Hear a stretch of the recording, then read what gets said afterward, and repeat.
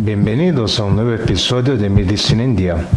Yo soy el doctor Hugo Pellegrinolo. En el programa de hoy yo voy a hablar sobre la esquizofrenia. La esquizofrenia es una desestructuración psíquica que hace que la persona pierda la noción de la realidad y no pueda más diferenciar lo real de lo imaginario. Es uno de los principales trastornos mentales de que se tiene conocimiento. Al contrario de lo que muchas personas piensan, el paciente esquizofrénico no es extremadamente peligroso, así como tampoco tiene doble personalidad. Esos equívocos son comunes por la falta de información de la población ante la enfermedad. Según la Organización Mundial de la Salud, la esquizofrenia es la tercera causa de pérdida de calidad de vida entre los 15 y los 44 años de edad, entre todas las enfermedades. La enfermedad afecta a cerca del 1% de la población mundial y afecta a personas de cualquier edad, pero tiene mayor incidencia en el comienzo de la adolescencia hasta el comienzo de los 20 años en hombres y en mujeres, al final de los 20 años hasta el comienzo de los 30 años. Por el hecho de desarrollarse justamente en un periodo en que los conflictos naturales de la adolescencia o del inicio de la vida adulta, la esquizofrenia muchas veces pasa desapercibida por los padres del paciente, incluso del propio paciente. Eso sucede porque los síntomas se confunden con crisis existenciales, revueltas contra el sistema o el mundo, alienación egoísta, etc. Tipos de esquizofrenia. Actualmente existen 7 tipos de esquizofrenia. Esquizofrenia paranoica. La esquizofrenia paranoica se desarrolla en la mayoría de los casos a una edad más avanzada que los otros tipos. Es el tipo de esquizofrenia más común y se caracteriza por insistentes alucinaciones o delirios, así como alteraciones en el habla y en las emociones. Esquizofrenia hebefrénica o desorganizada. Ese tipo de esquizofrenia generalmente tiene desarrollo entre los 15 y los 25 años de edad. Las características como comportamientos y pensamientos desorganizados son muy comunes. En contrapartida, delirios y alucinaciones, cuando ocurren, pasan de una manera muy rápida. Esquizofrenia catatónica. La esquizofrenia catatónica tiene características típicas sobre los movimientos y el habla, que pueden alternar de la extrema agitación hasta la extrema quietud. Es la más rara de todos los tipos. Esquizofrenia indiferenciada. Esta clase de esquizofrenia presenta normalmente características de otras clases como la paranoica, la hebefrénica o la catatónica, pero no encaja por completo en uno de ellos. Esquizofrenia residual. Las personas afectadas por esta clase de esquizofrenia ya tienen un historial de enfermedades mentales, pero solo presentan síntomas negativos, como ustedes verán a continuación. Esquizofrenias simples. Los síntomas negativos son recurrentes en esta clase de esquizofrenia y tienden a empeorar de forma muy rápida. Los síntomas positivos de la enfermedad son muy raros. Esquizofrenia sinestopática. En esquizofrenia sinestopática, el paciente tiene características que no están cubiertas en ningún otro tipo acá relatado. Causas y factores de riesgo. Aún no se sabe con certeza cuáles son las causas reales para la esquizofrenia. Sin embargo, científicos e investigadores creen que algunos factores pueden tener relación o al menos influir en el desarrollo de la enfermedad en alguien. Genética. Después de varias investigaciones realizadas, se constató que la genética es responsable de por lo menos el 50% de los casos de esquizofrenia. siendo que el otro 50% es consecuencia de factores ambientales. La mayor evidencia de este lado se relaciona con estudios hechos con gemelos idénticos, es decir, personas que tienen sus ADN iguales. Además, una reciente investigación norteamericana publicada en el 19 de octubre del 2016 en el Journal Nature constató que la enfermedad se desarrolla más activamente mientras el cerebro del feto todavía está siendo formado. Otro punto importante relatado en la investigación es que el causante de la enfermedad no está compuesto solo de un gen, sino de una serie de ellos, lo que se llama heterogeneidad, circuitos químicos del cerebro. Las personas esquizofrénicas tienen regulaciones anormales en algunos de sus neurotransmisores y que, consecuentemente, afectan células referentes al pensamiento y también al comportamiento. Factores ambientales. Por la alta complejidad metodológica, pocos estudios se realizaron referentes a la relación de factores ambientales con el desarrollo de la esquizofrenia en una persona. Sin embargo, algunos puntos fueron descubiertos y analizados. En el periodo prenatal, las causas pueden ser virosis como influenza, rubéola, herpes en la madre, principalmente cuando ocurren en el segundo trimestre del embarazo. Desnutrición materna, muerte del marido, acontecimiento de alto impacto emocional en la vida de la madre, embarazo no deseado y depresión durante el embarazo. En el periodo neonatal las causas pueden ser complicaciones en el embarazo como sangrados, diabetes, incompatibilidad, RH o preeclampsia. Crecimiento o desarrollo anormal del feto, es decir, bajo peso al nacer, prematuridad, malformaciones congénitas y reducción del perímetro encefálico. Complicaciones a la hora del parto como asfixia o parto cesáreo de emergencia. Interacción atípica o inexistente de madre y hijo. Y pérdida precoz de uno de los padres. En la primera infancia las causas pueden ser infecciones del sistema nervioso central como meningitis, encefalitis o sarampión, experiencias psicológicas negativas y traumas como abuso físico o sexual. En la adolescencia, las causas pueden ser el uso de ciertas drogas como la marihuana y la cocaína. Ahora voy a hablar sobre los síntomas de la esquizofrenia. Antes de conocer cuáles son los síntomas característicos de la esquizofrenia, hay que atentar a los primeros signos que la enfermedad causa. Primeros signos de la esquizofrenia. Las señales pueden presentarse de distintas maneras en cada persona. A veces pueden aparecer de forma suave conforme los meses van pasando. Sin embargo, en otras situaciones, estas señales pueden aparecer de forma bastante abrupta.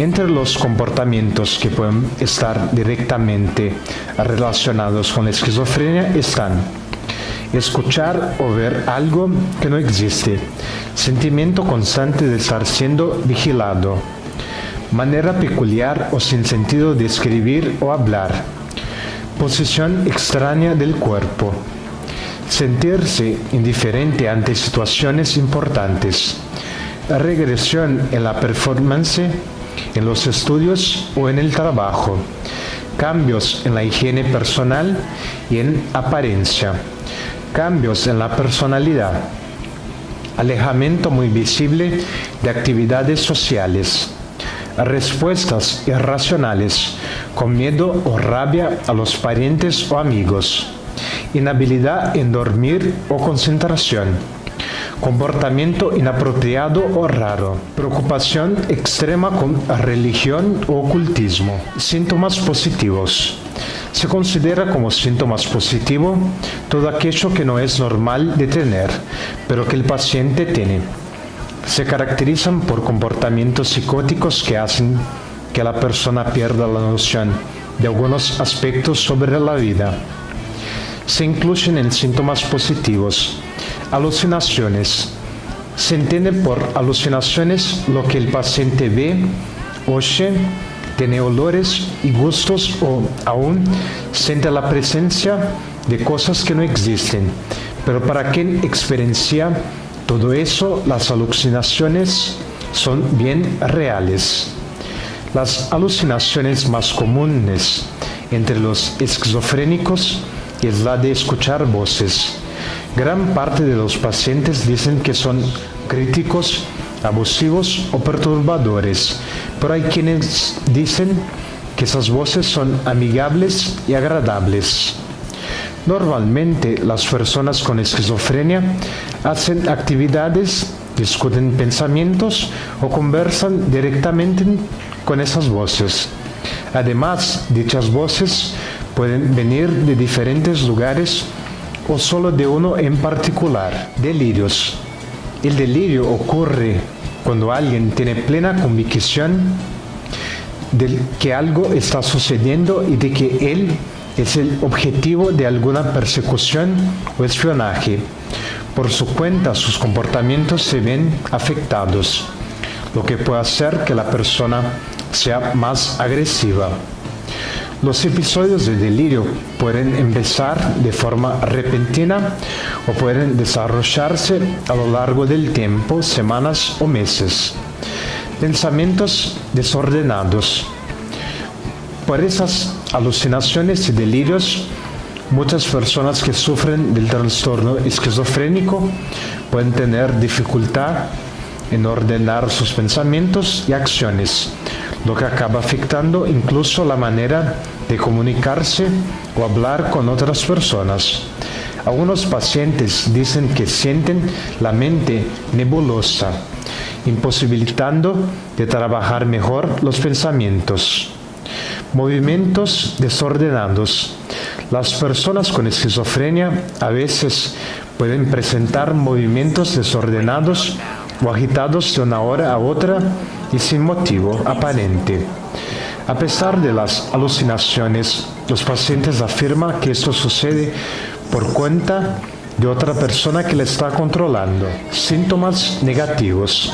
A diferencia de los síntomas positivos, los síntomas negativos forman parte de la fase crónica de la enfermedad y se caracterizan por la falta de emociones y comportamientos normales de una persona. Entre los síntomas están la reducción de la expresión de emociones a través del habla o el tono de la voz. Los pacientes que tienen este síntoma característico normalmente no son capaces de practicar la empatía, el sentimiento que hace a alguien comprender lo que otro está pasando o sintiendo. Sin embargo, eso no significa que la persona no tenga sentimientos o algo así, pero solo que, por el momento, es incapaz de demostrar lo que pasa. Dificultad en iniciar o sostener una actividad. Para quien no entiende sobre los síntomas de la esquizofrenia, esa falta de voluntad en iniciar o sostener algo puede ser interpretada apenas como pereza por parte del paciente. Sin embargo, la complejidad de la cuestión es mucho mayor, pues el acto de comenzar algo se vuelve desafiante. Por eso muchas personas acaban optando por realizar actividades pasivas que no exigen tanto esfuerzo ni raciocinio como mirar a la televisión. No importa cuánto le dé placer a aquel paciente, él no responde de manera positiva a la práctica de la actividad en cuestión. El placer es reducido y por eso muchas veces la persona con esquizofrenia acaba abandonando algo por la mitad. Reducción del habla. Las palabras y los pensamientos pueden perder una lógica de encadenamiento cuando se provienen por alguien esquizofrénico. Para quien convive con el paciente es muy importante la comprensión de las frases para que el paciente se sienta acogido y apoyado. Síntomas cognitivos. En algunos pacientes estos síntomas son bien blandos, pero en otros son más graves y perceptibles. Algunos de los síntomas cognitivos presentes en la esquizofrenia son dificultad para tomar decisiones.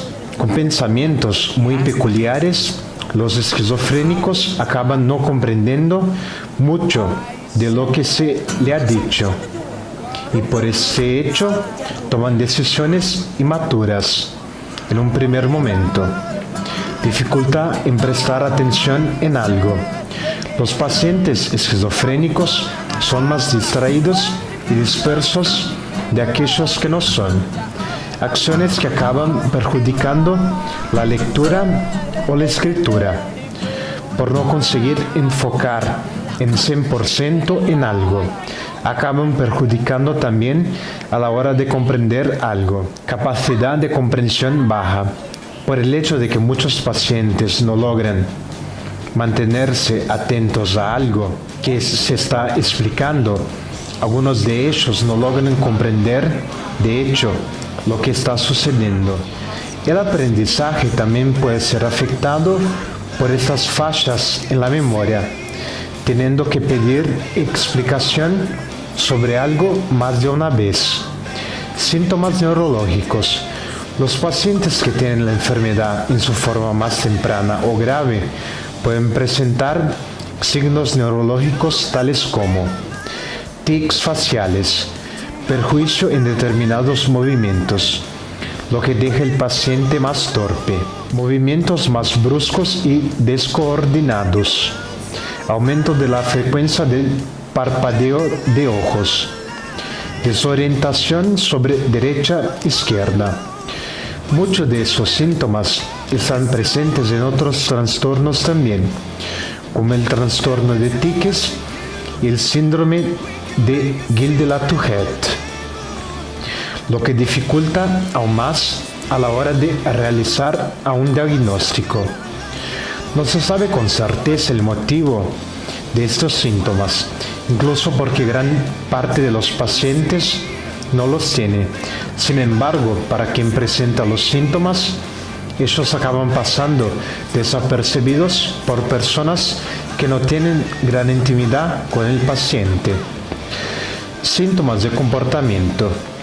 A causa de los síntomas arriba citados, algunos comportamientos de los pacientes pueden ser afectados también. Una vez más, ellos pueden presentarse de maneras distintas, va a depender mucho de cada caso. Los comportamientos que pueden ser recurrentes cuando hay un cuadro de esquizofrenia son suicidio. Un intento de suicidio puede ocurrir tanto en la fase aguda de la esquizofrenia como en la crónica, y para que eso no suceda, los amigos y familiares deben estar atentos si el paciente se queja de forma recurrente sobre voces o si se está mutilando. Los intentos de suicidio no son raros cuando se relaciona con la esquizofrenia y se asuman en un 50% entre los pacientes de la enfermedad.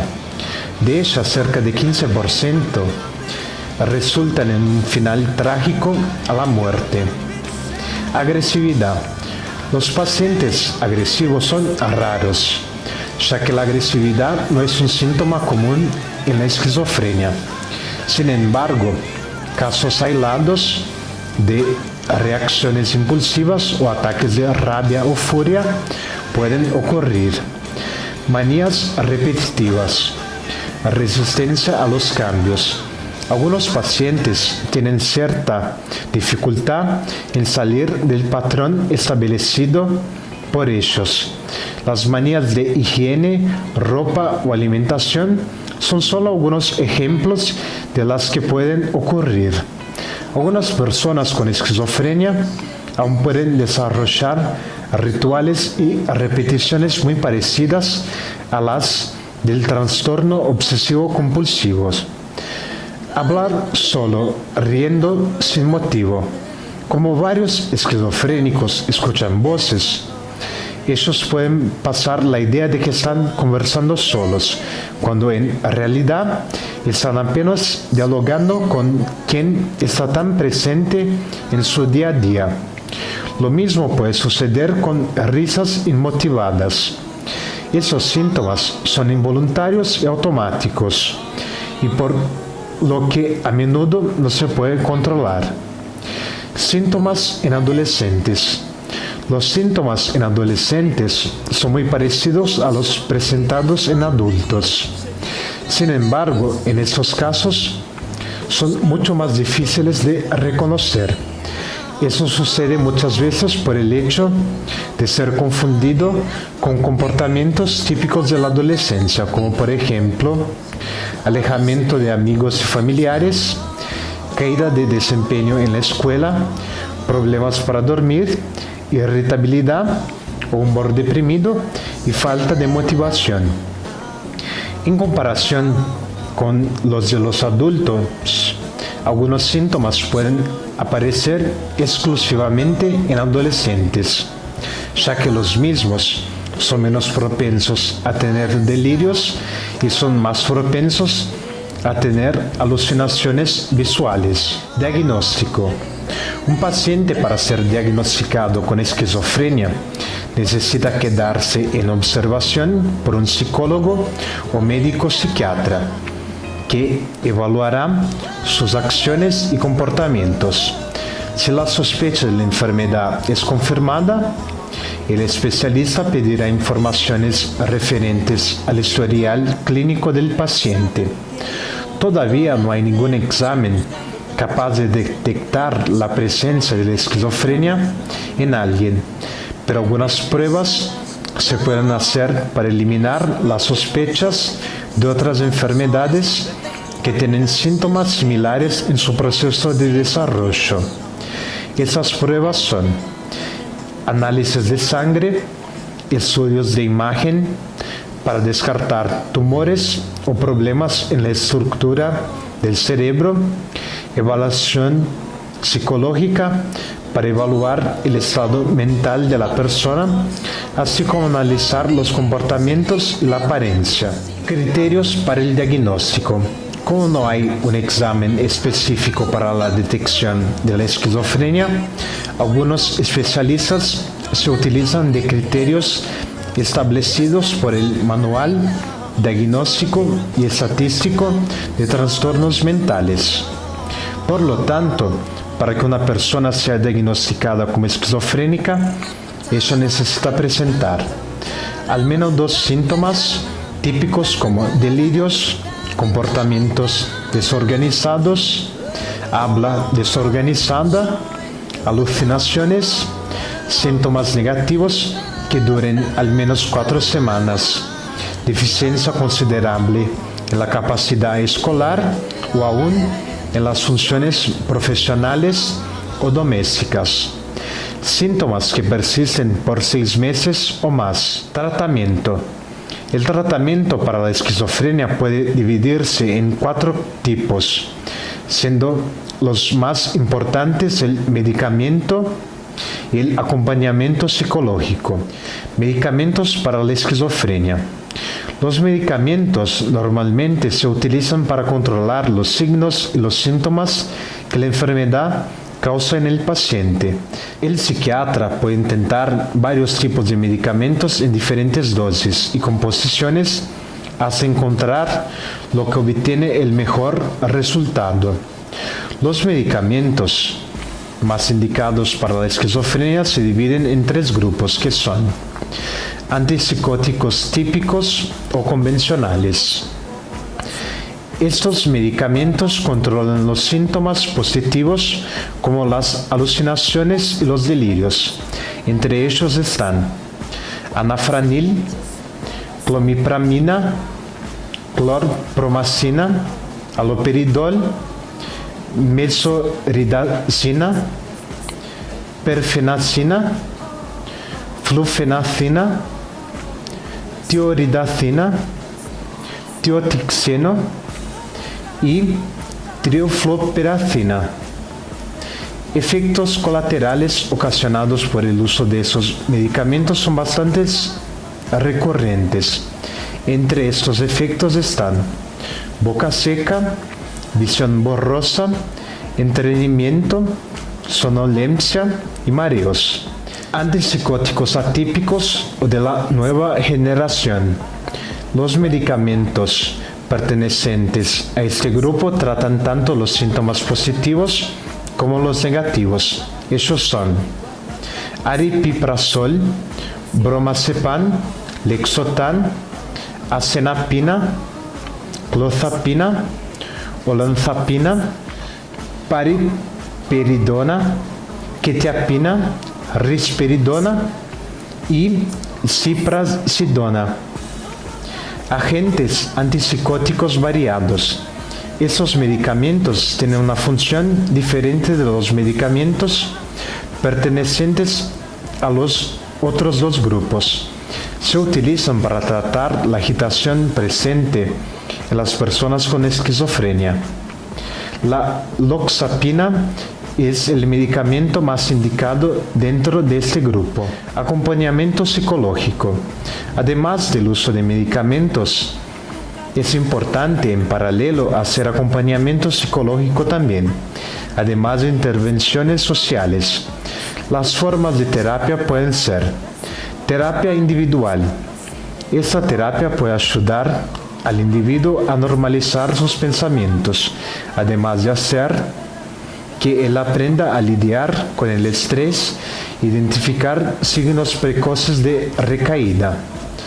Entrenamiento de habilidades sociales, vista la mejora de la comunicación y de las interacciones sociales, incluyendo las necesarias en actividades diarias. Terapia familiar. Esta clase de terapia es muy importante para proporcionar apoyo y educación sobre la esquizofrenia para los familiares de la persona que sufren de la enfermedad. Readaptación profesional. Ayuda a la persona a encontrar y mantener un empleo. Hospitalización. Las personas que estén durante una crisis o que presentan síntomas muy severos de la enfermedad, tal vez necesiten ser internados para preservar su seguridad, nutrición, sueño y higiene básica. Terapia electroconvulsiva. Aquellos que no responden al tratamiento medicamentoso, la terapia electroconvulsiva es una opción a considerar. Se trata de la provocación de cambios en la actividad eléctrica del cerebro inducida por el paso de corrientes eléctricas. Atención, nunca se automedique o interrumpa el uso de un medicamento sin antes consultar a un médico. Solo él podrá decir qué medicamento, dosis y duración del tratamiento es el más indicado para su caso en específico. La esquizofrenia tiene cura. Aún no hay cómo comprobar la cura para la esquizofrenia, pero la enfermedad puede ser muy bien controlada a través de las formas de tratamiento indicadas al paciente. Para convivir sin mayores complicaciones con la enfermedad, algunas medidas deben ser consideradas. Ayudando a ti mismo. Si usted tiene esquizofrenia, algunas maneras de controlar la enfermedad son las siguientes. Control del estrés. El estrés puede ser un desencadenante para la psicosis, por lo que mantenerlo bajo control es esencial para su mejora.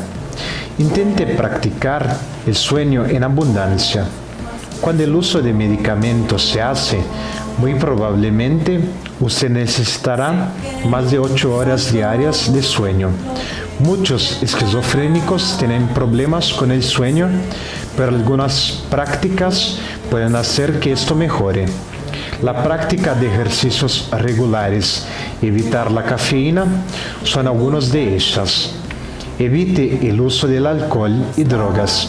El abuso de cualquier sustancia química afecta los efectos de los medicamentos, además de hacer que los síntomas empeoren. Mantenga relaciones.